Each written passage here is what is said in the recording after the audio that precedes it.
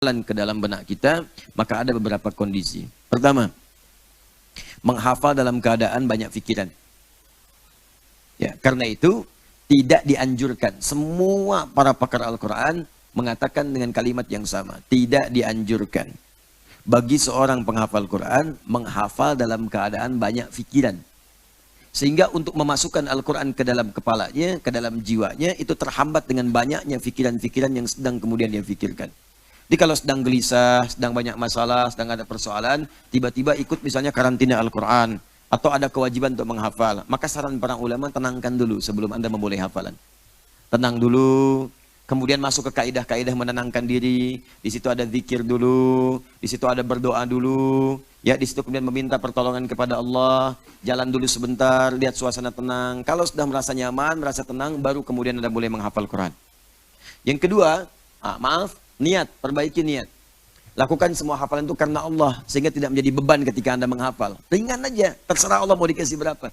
Makanya Nabi pun selevel Nabi Muhammad SAW. Ketika beliau akan mulai menghafal, itu oleh Allah diberikan rumus untuk mengentaskan semua kesulitan hafalan. Bagaimana rumusnya? Perhatikan kalimatnya. Ketika kalimat pertama diturunkan kepada Nabi, untuk kemudian Nabi bacakan, Iqra. Di Gua Hira itu, di Jabal Nur, Gunung Cahaya. Iqra, baca. Apa jawab Nabi? Ma ana biqari. Saya nggak bisa baca. Jawabannya nggak bisa. Padahal saat itu Nabi sedang tidak pusing. Ya, nggak bisa baca. Iqra kedua. Ma ana biqari. Saya nggak bisa baca.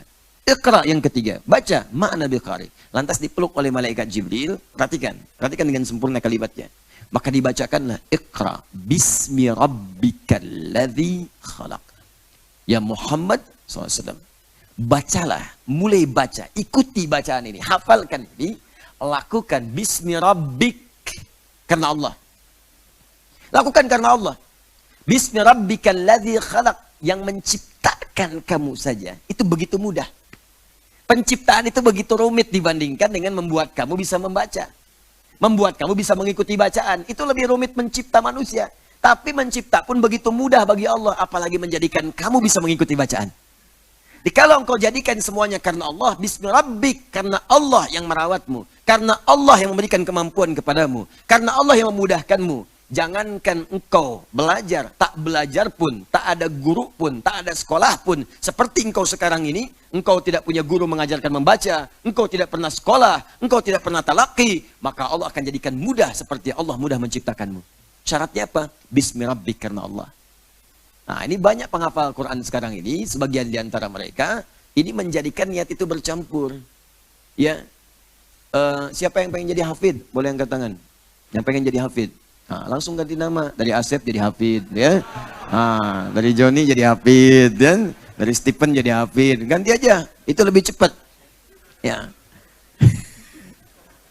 Terserah. Mau Allah kasih berapapun gak ada masalah. Tuntutan itu yang seringkali membebani ketika menghafal. Hafid. Masya Allah akhi. Sudah hafal? Sudah jadi hafid belum? Alhamdulillah. Berapa sekarang?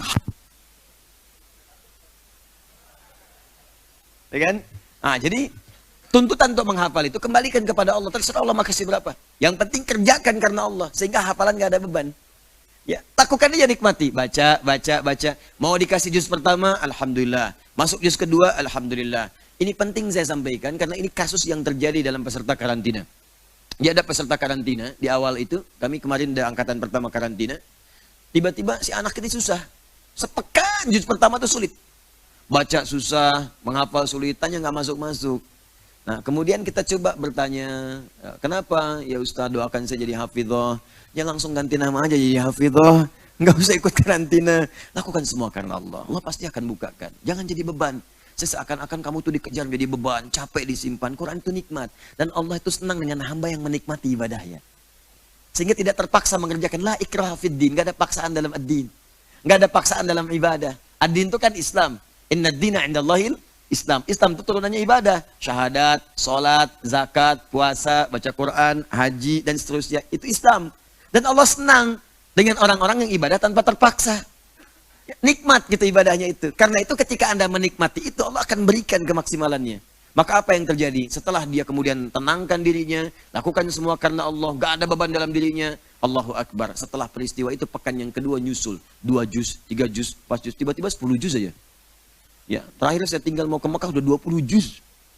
Yang pekan pertama 1 juz itu gak masuk-masuk, susah. Pekan kedua nyambung 5 juz, 6 juz. Pekan ketiga 12 juz, 13, 14 juz. Pekan keempat 20 juz. Nyambung. Saya pulang ke sini udah nggak ada, ternyata udah 30 juz. Masya Allah, ya sudah pamit dari dulu, karena harus segera kembali untuk sekolah.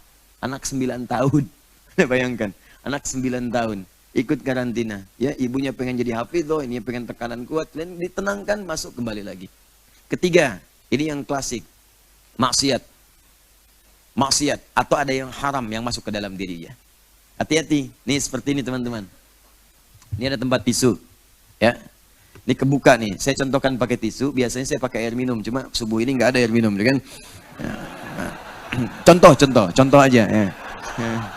Dan itu nggak usah pakai pertanyaan, ya. Dipahami aja. Ini kan tisu nih, ini lubang kan? Nah, kalau ini masih ada lubangnya, terbuka seperti ini benda apapun yang kira-kira cukup, ini bisa masuk. Masukkan spidol, masukkan uang, masukkan koin, kan? Cukup saja. Tapi kalau ini sudah tersekat, sekatnya ada yang ringan seperti tisu sendiri, seperti ini. Ya, saya tutup ya. Misal begini, kita tutup seperti ini. Nah, maka sekat seperti ini menghambat benda lain masuk. Walaupun mungkin bisa masuk, dipaksakan. Kalau masih ringan, seperti ini masuk juga. Agak keras lagi misalnya, kertas. Ya, tapi agak lumayan. Tapi yang lebih repot adalah ketika benda penutupnya semakin kencang, semakin keras. Semakin tebal, semakin keras. Apalagi kemudian sama bendanya dengan tutup tisunya, dengan tempat tisunya. Maka benda yang dimasukkan pun tidak akan pernah masuk. Balik lagi. Nah, itulah maksiat seperti yang dilukiskan oleh Nabi SAW dan dirangkum oleh Imam Muslim. Jika seseorang berbuat maksiat dalam hidupnya, maka ada naktah sauda namanya. Titik hitam, noda hitam. Semakin banyak dikerjakan, maka mulai akan menutup kemudian sumber cahayanya sehingga semakin keras, menghambatlah semua nilai kebaikan masuk ke dalam jiwanya. Sulit. Begitu masuk, mental lagi. Apalagi kalau yang haram masuk ke dalam dirinya. Sudah, kalau yang haram masuk, beredar dengan darah, kemudian nyambung jadi daging, masuk ke telinga, wa fi adhanihim waqra. Quran surah ke-6 ayat ke-25. Ya, masuk kemudian ke dalam mata. Awas hati-hati, wa 'ala absarihim ghishawah, di matanya ada penutup. Masuk ke hati, fi qulubihim marad, dalam hatinya ada penyakit, tutup. Khatamallahu 'ala qulubihim wa 'ala sam'ihim wa 'ala absarihim ghishawah. Ke hati ada penutup, ke telinga ada penutup, ke mata ada penutup. Nah, ketika dia belum bebas dari maksiat, itu yang kadang-kadang sulit kemudian untuk memulai. Maka buka dulu semua itu. Buka pintu maksiatnya, buka kemudian yang haram-haramnya, keluarkan. Dengan apa? Tobat. Tubu ilallahi taubatan nasuha. Tobat dulu, buka dulu penutup ini. Buka penutupnya, buka. Makanya banyak orang saat menghafal Quran, itu treatment pertamanya saat mulai menghafal, tidak langsung menghafal. Ya, coba istighfar dulu, berdoa dulu, ikhlaskan niat dulu, bangun chemistry antara dirinya dengan Allah Subhanahu wa taala. Setelah merasakan nikmat, nyaman, nanti ada perasaan tersendiri dalam jiwa kita.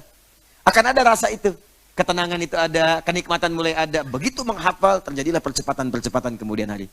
Nah, bahkan ada sebagian ulama yang mengambil kemudian isyarat di Quran, surah ke-75, ayat 16-18, paling kanan sebelah bawah. Jadi di situ di treatment dengan takwa dulu. Peningkatan takwa. Sebelum menghafal, latihan sholat dulu. Sholatnya dibanyakin dulu. Istighfarnya dibanyakin, doanya dibanyakin. Setelah merasa dekat dengan Allah, baru dia memulai. Itulah yang terjadi pada Nabi Muhammad SAW. Nabi itu tingkat kedekatan dengan Allahnya luar biasa. Kata Nabi, saya orang paling takwa, ana atqakum. Ya, sholatnya tak terlukiskan, doanya, kedekatannya, menjauhi maksiat segala rupanya. Makanya ketika menghafal Quran, Allah tidak ingin memberikan beban kepada Nabi. Apa yang terjadi? La tuharnik bihi lisanaka lita'jala bih. Muhammad SAW, kamu nggak usah tergesa-gesa mengucapkan bacaan Quran itu untuk cepat menghafalkannya. Nah, ini isyarat dari Allah. Penghafal Quran itu ketika ingin cepat menghafal, itu biasanya cepat diucapkan. Ya, bismillahirrahmanirrahim, alhamdulillahirrahmanirrahim, maliki yaumiddin. Terus masuk alif lam mim, dzalikal kitabu la raiba fi, dzalikal kitabu la raiba fi, dzalikal kitabu la raiba fi, Hudal lil muttaqin, dzalikal kitabul la raiba fihi, hudal lil muttaqin, dzalikal kitabul la raiba fihi, hudal lil muttaqin. Begitu kan? Penghafal pertama tuh begitu, ingin cepat, ingin cepat, ingin cepat. Tapi ada orang-orang yang dikehendaki oleh Allah, nggak usah cepat-cepat.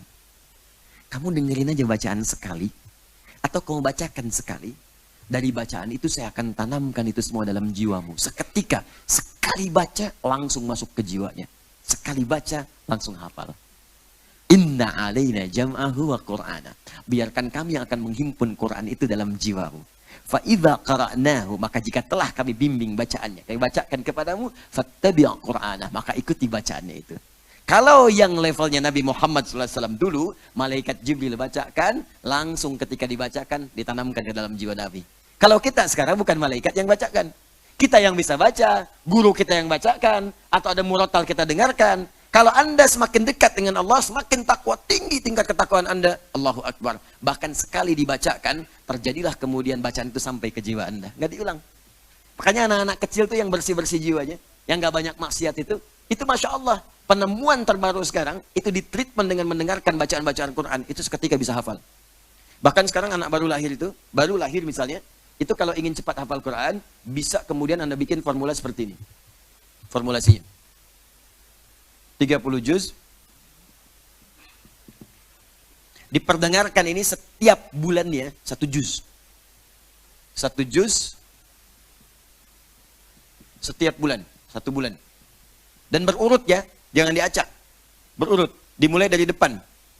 Nah, jadi berurutan. Jadi kalau dalam suguhan tuh ada airnya, setelah itu ada makanannya, gitu kan, ada tisunya, nah itu urutan. Nah. Ini misalnya Al-Fatihah, kan?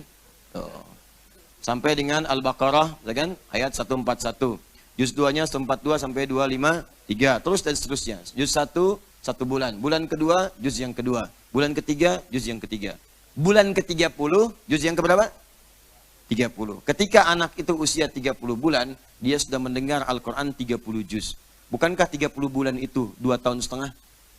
Ya kan? 1 tahun 12 bulan, 2 tahun 24 bulan, 6 bulan setengah tahun. Berarti anak ini sudah 2,5 tahun. 2,5 tahun, dia sudah mendengar 30 juz. Dan indera yang berfungsi pertama kali di anak itu, anak baru lahir, yang pertama kali berfungsi dengan baik pendengarannya. Makanya ketika dia banyak mendengar, mulai 2,5 tahun, karena itu bisa bicara. Apa yang dia bicarakan? Yang banyak dia dengarkan. Di ketika dia banyak mendengar, mama, yang keluar di lisannya pertama kali, mama. Ya. Dia nggak lihat, fokus penglihatan itu nggak utama pada anak yang baru lahir. Nanti belakangan baru terbuka, baru melihat dan sebagainya. Bahkan kalau yang dilihat dengan yang didengar tidak sama, fokusnya yang akan diikuti pendengarannya. Misal, bapaknya datang, mamanya bilang, mama, gitu kan? Papanya diam aja, mama, itu begitu bisa bicara, papanya dipanggil mama, gitu. Karena pendengaran yang paling utama bagi dia. Karena itu ketika banyak diperdengarkan, dengarkan, 2,5 tahun, maka Al-Quran telah terkumpul dalam jiwanya, di jiwa anak itu. Dan dia masih bersih. Sepanjang bapak ibunya nggak bermaksiat. Ya, cari sesuatu bermaksiat, masuk dimakan ibunya, keluar di asinya, asi maksiat, masuk ke dalam dirinya. Itu penghambat juga. Sepanjang semuanya baik, sepanjang semuanya bersih, maka Al-Quran telah terkumpul dalam jiwanya sebanyak 30 juz. Tinggal di treatment aja. Begitu dibacakan kepadanya, sudah ada. Bacakan kepadanya, sudah ada. Para pakar Quran sepakat, anak itu hanya butuh 1,5 tahun, 6 bulan, untuk menjadi penghafal Quran 30 juz secara mutqin. Jadi usia 3 tahun, dia sudah hafal Quran 30 juz. Tuh, salah satunya. Ini diterapkan pula bahkan pada Fajar dulu ya. Anak yang terkena lumpuh otak itu. Ya, kemudian ketika lahir dikasih ASI, setiap diberikan ASI, bacakan 1 juz ayahnya. Bacakan 1 juz, bacakan 1 juz. Begitu dia bisa bicara, yang keluar pertama di lisannya Al-Quran. Diundang ustadz-ustadz untuk mengecek, dilihat ternyata dalam 4 tahun itu, dia sudah hafal 30 juz sempurna. Terakhir kami ketemu sedang menghafalkan terjemah, masuk ke tafsir. Dihafalkan, Anda bayangkan. Itu barokah Al-Quran. Kalau sudah hafal Quran, itu yang lain-lain jadi mudah. Jadi mudah. La tuharrik bihi lisanaka lita'jala bi inna 'alaina jam'ahu wa qur'ana fa idza qara'nahu fattabi' qur'ana. Jadi kalau sedang pusing, tolong teman-teman tenangkan dulu, ya, jauhkan dulu sebab-sebab tadi dan coba dilihat apa penyebabnya. Apakah dunia, apakah maksiat, ataukah ada yang haram masuk ke dalam jiwa Anda, atau ada hal-hal lain yang kemudian bisa diperbaiki. Kalaupun bermaksiat, apakah bisa menghafal Quran? Bisa.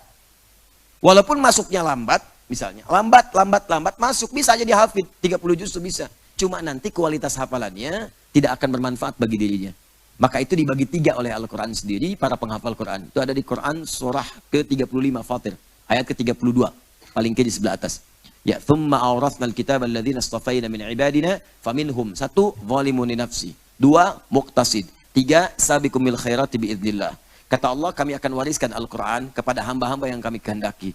Cuman sayang nanti di antara mereka ada yang tidak konsisten. 1, ada penghafal Quran setelah hafal dia zalim pada dirinya. Zalim itu menempatkan sesuatu bukan pada tempatnya. Saya katakan tadi, ini ada gelas, nanti ada gayung. Gelas untuk menampung air, minum. Gayung nampung air buat mandi. Baik, ada orang zalim, mandi pakai gelas, minum pakai gayung. Nah, ya, gitulah kurang lebih. Zalim dia. Baik ya.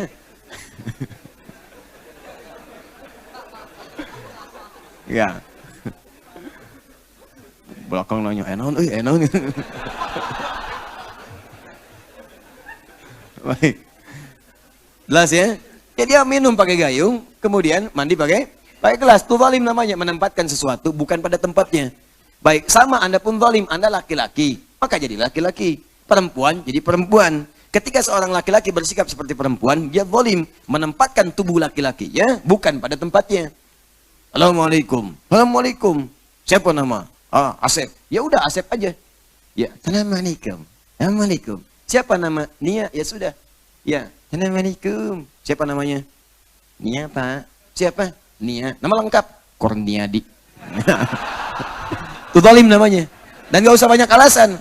Kamu laki-laki apa perempuan? Perempuan, Pak. Laki-laki perempuan? Perempuan, Pak. Kok laki-laki? Saya perempuan yang terperangkap di tubuh laki-laki. Udah laki-laki aja.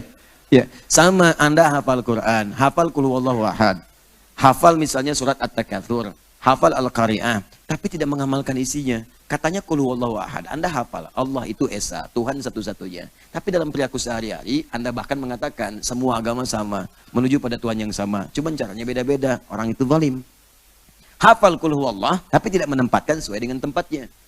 Hafal ayat, wailul lil mukadzibin, celaka para pendusta, dia sendiri berdusta. Hafal ayat larangan untuk mencela, dia sendiri mencela. Hafal ayat larangan gosip, layak taba'dukum ba'du, dia sendiri gosip. Hafal ayat larangan korupsi, dia sendiri korupsi.